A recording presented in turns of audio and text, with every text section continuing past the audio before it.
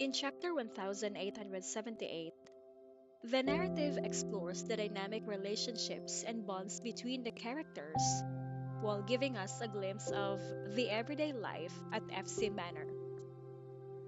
The chapter starts with a light-hearted observation that women from different towns aspire to marry into prestigious families like the Johnsons and the Yorks.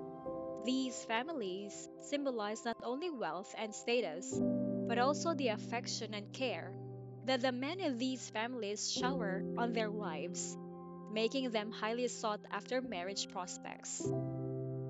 Following a leisurely walk around FC Manor, the characters, both young and old, grow tired and decide to head back. During the return journey, Sony, who had joined them on the stroll, asks Serenity to carry him on her back. Sony's requests makes Serenity wish for Zachary's presence, and she confides this to Jane.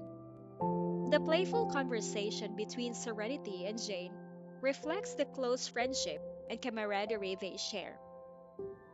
Jane teases Serenity, mentioning that Zachary might accuse her of missing him only because he's someone else's man.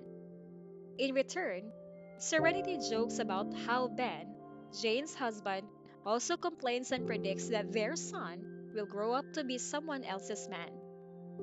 Serenity's concern for Jane's well being, given her recent childbirth, arises, prompting a discussion on the challenges and joys of motherhood. Serenity's appreciation for Jane's offer to help and her devotion to her nephew exemplify their relationship. Despite Serenity's insistence on carrying Sonia on her back, Jane arranges for an electric scooter to make their journey more comfortable. Her thoughtfulness demonstrates the length they would go to for one another's well being. Serenity and Jane's conversation also touches on their experiences riding bicycles and enjoying the beautiful scenery. The humorous recounting of Zachary's bicycle riding skills adds a touch of lightness to the chapter, reinforcing the idea that even prominent figures like Zachary have a down to earth side. Upon returning to the central main house, the sleeping Sony remains in the room while Jane accompanies Serenity to visit Lillian at the hospital.